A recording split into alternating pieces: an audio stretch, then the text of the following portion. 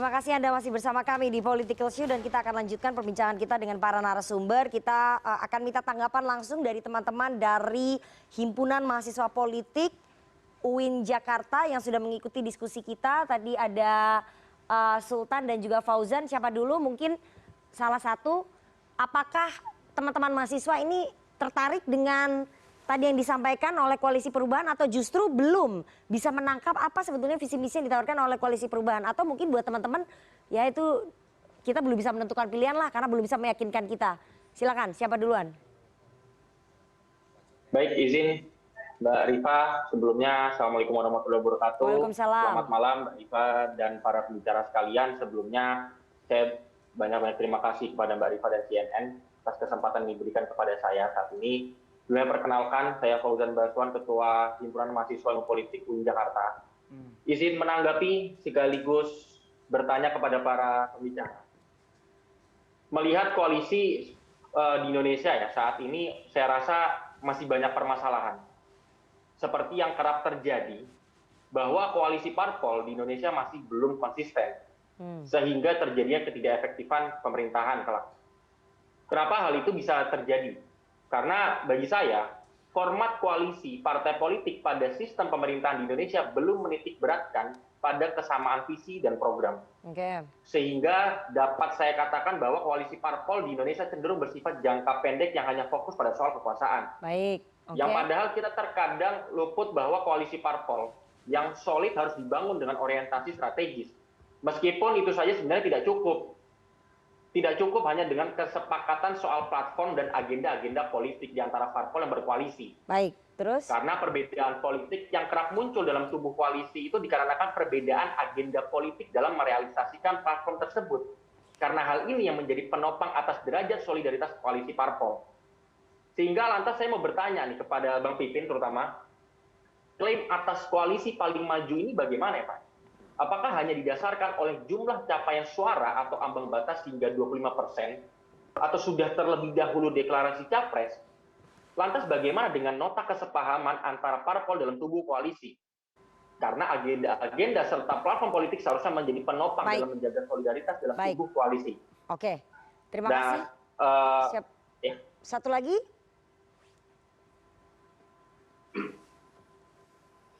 Baik. Ya, terima kasih Mbak Rifa. Jadi kita berbicara atas perspektif mahasiswa ya, abang-abang anggota Dewan, juga Bang Hasan, selaku pengamat politik.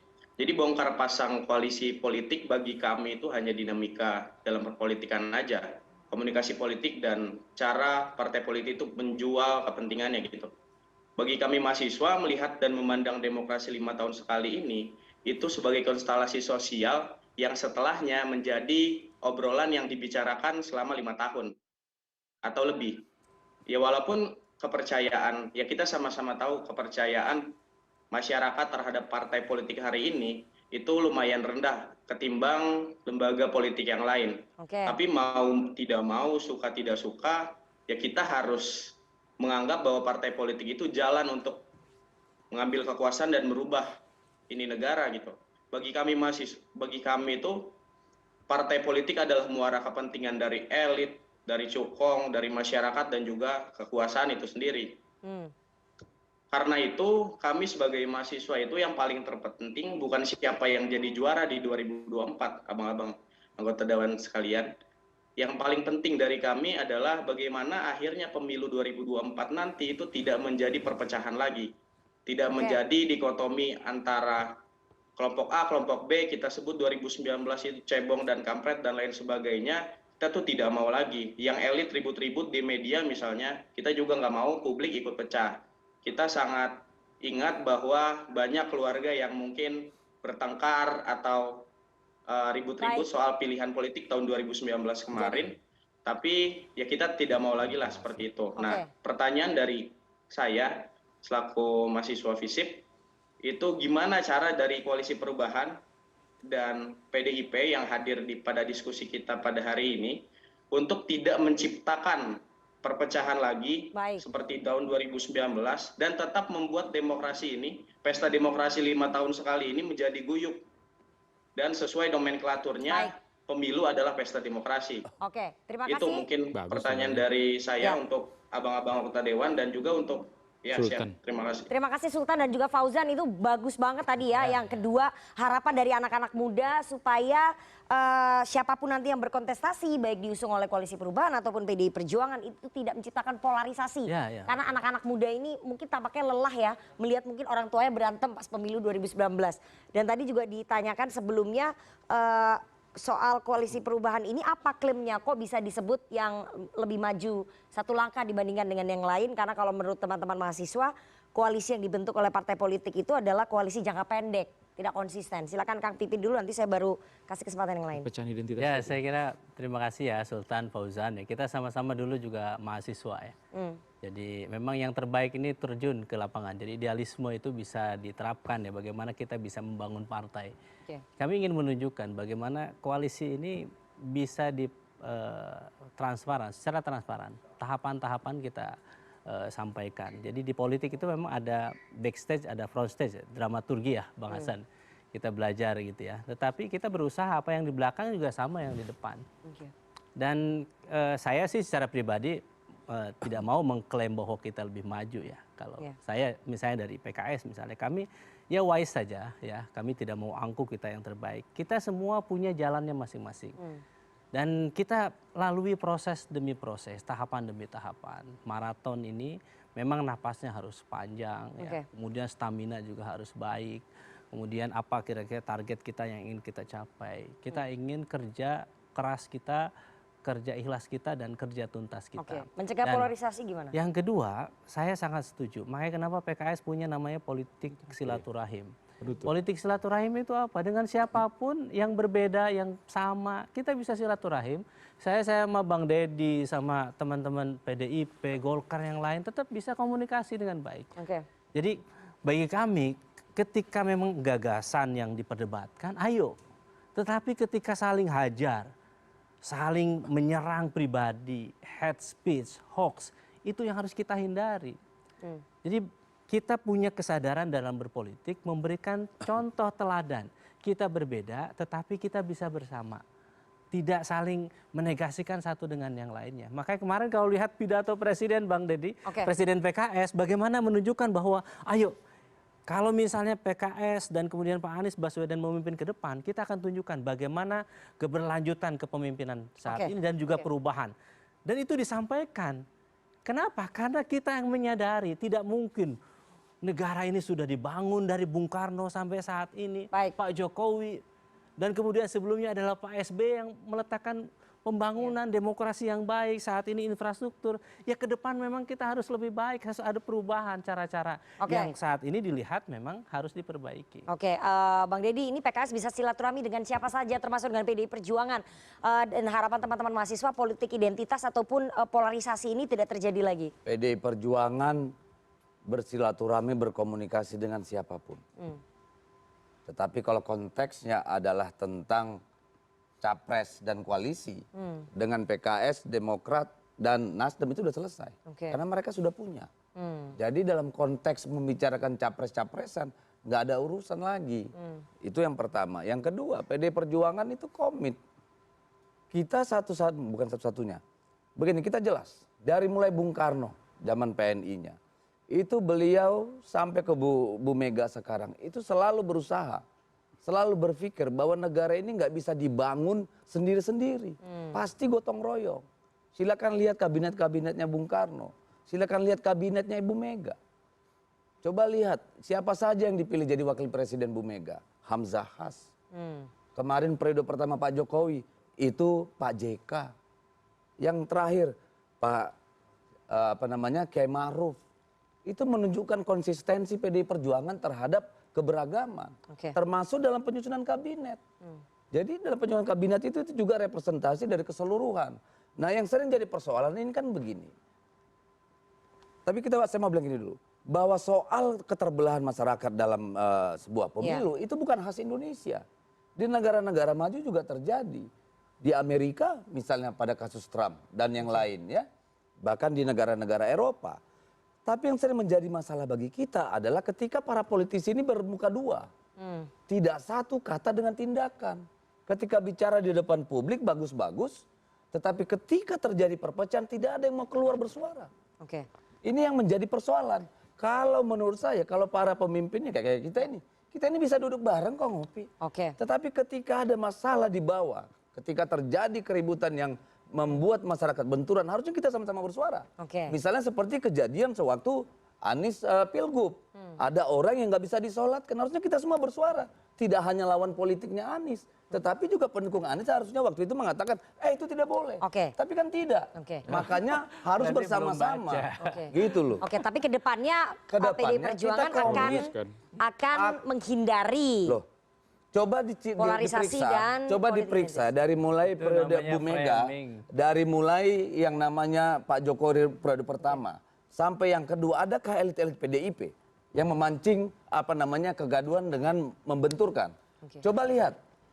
Kita mendorong Pak Prabowo masuk ke dalam kabinet itu untuk rekonsiliasi nasional. Oke, baik.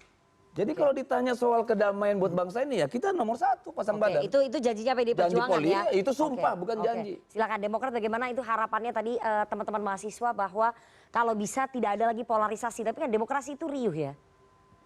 Ya bagus sekali tadi yang disampaikan Sultan dan Fauzan tuh. Yang pertama ya, esensinya demokrasi atau elektoral itu kan pasti mengharuskan orang untuk berbeda pilihan. Ya. Bahkan dalam pemilihan kepala daerah melawan kotak kosong saja, orang itu berbeda. Oke. Itu ada yang memilih kandidat calon tunggal tadi, Ada yang milih kotak kosong. ada milih kotak kosong. Ya, ya, Jadi melawan kotak kosong saja berbeda kan. Tinggal kemudian perbedaan ini jangan karena persoalan identitas itu. Saya selaku Kristen ya, orang Kristen yang ada di koalisi perubahan ini kalau nanti sampai daftar begitu ya. Ya, bahkan sejak ketika saya jadi juru bicara Pak Prabowo begitu, salah satu orang yang paling terdampak langsung soal identitas ini saya sebenarnya. Oke. Nah, itu Sulit makanya juga Anda terpilih itu ya. makanya Sultan dan Fauzan ya, apa yang kamu sampaikan tadi itu saya kira bukan hanya ada di saya tetapi termasuk yang ada di ruangan ini dan para politisi di luar sana begitu, tidak ingin juga politik kita ini keruh karena identitas. Biarlah ya di Pilpres kita besok perdebatan yang terjadi itu seperti Pipin dan Dedi tadi, bukan seperti yang lalu muka genderuwo berdebat dengan wajah Boyolali dan lain-lain begitu. Yang ketiga Waktu kita nggak banyak nih. teman-teman mahasiswa terus kawal agar pemilu reguler ini konsisten dilaksanakan. Plus mari kita syukuri sekarang ini ada kelemahan partai politik ya. Itu makanya dorong partai politik ini berdaulat. Nah, apalagi untuk menatap pencapresan 2024 besok. Oke. Nah, jadi kalau Itu teman-teman hal lain ingin tuh, lahir, nanti di topik ini berikutnya. penting untuk mereka. Oke. Jangan hanya mengkritik ya. Partai politik kurang-kurang ini. Kalau partai politik tidak berdaulat begitu, kalian kawal tuh agar mereka menjadi berdaulat. Kan begitu, ini penting. Apalagi menatap Pilpres besok ini. Ya. Jangan kemudian tangan ketua umum itu disetir-setir begitu. Entah dari mana begitu, ada invisible-nya begitu, sehingga kemudian tidak bebas. Oke, Untuk menentukan siapa calon presiden dan wakil presidennya 2024 besok. Politik identitas, ya, kalau memang masih tetap ada, kita kurangilah sampai derajat yang bisa kita kurangi. Oke, begitu, baik. di 2024 Oke, besok. silakan Mas Hasan. Apakah mungkin kemudian mengurangi keriuhan polarisasi di pemilu 2024 atau memang ya nanti akan seperti itu saja karena memang demokrasi itu riuh? Partai politik dan parlemen itu didesain untuk bertengkar. Memang desainnya desain untuk bertengkar. Tapi sepanjang pertengkaran itu soal setuju nggak setuju saja, nggak masalah. Oke. Mau sekeras apapun itu nggak masalah. Itu yang terjadi di konstituante antara Natsir dengan IJ Kasimo. Iya. Bertengkarnya udah keluar urat leher, tapi pulangnya naik sepeda boncengan. Karena bukan masalah Natsir nggak setuju IJ Kasimo agamanya beda, begitu juga IJ Kasimo nggak setuju Natsir agamanya beda. Bukan soal identitas, tapi soal idenya dia nggak setuju. Oke. Jadi kalau sepanjang itu semua bisa salaman lah, Ya. bisa.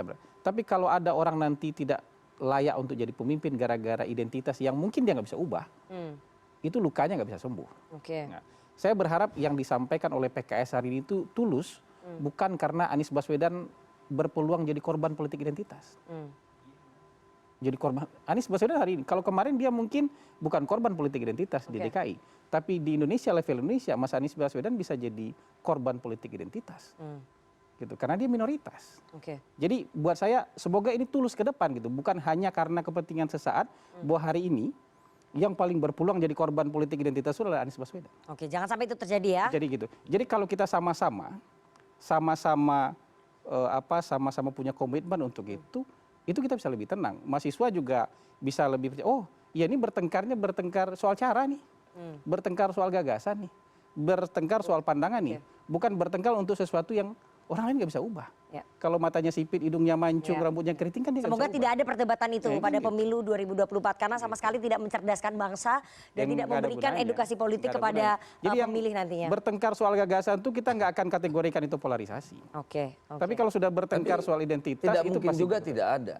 Dan tidak mungkin juga tidak ada yang mengkapitalisasi itu. Tapi kita ini elit nih yang bertarung Ya, ini ya. seharusnya yang Jangan mengambil sampai sikap. mengajarkan itu kepada para pendukung juga. Oke, waktu kita udah habis, Paling nanti kita bahas ideal, lagi. begini, Mungkin begini. ya politik identitas. Ini waktu ya udah 30 mau habis. detik. Paling Oke, ideal aduh. sama dengan politik uang. Identitas ini kan jadi problem demokrasi kita hari ini. Bawaslu, Anda selaku Ya. polisi pemilu tindak kalau Oke, memang itu ada. nanti kita minta Bawaslu untuk Itu, bertindak penegakan lebih hukum. keras lagi. Kata-kata penegakan hukum. Friedman. Oke, soal money politics dan juga politik Identitas, kalau Oke. itu memang Ya, membahayakan. ya. Tapi kita harus jeda terlebih dahulu. Setelah ini kita akan saksikan sentilan-sentilan dari teman-teman Komika, Komisi.co. Jangan kemana-mana, tetap bersama kami di Political Show.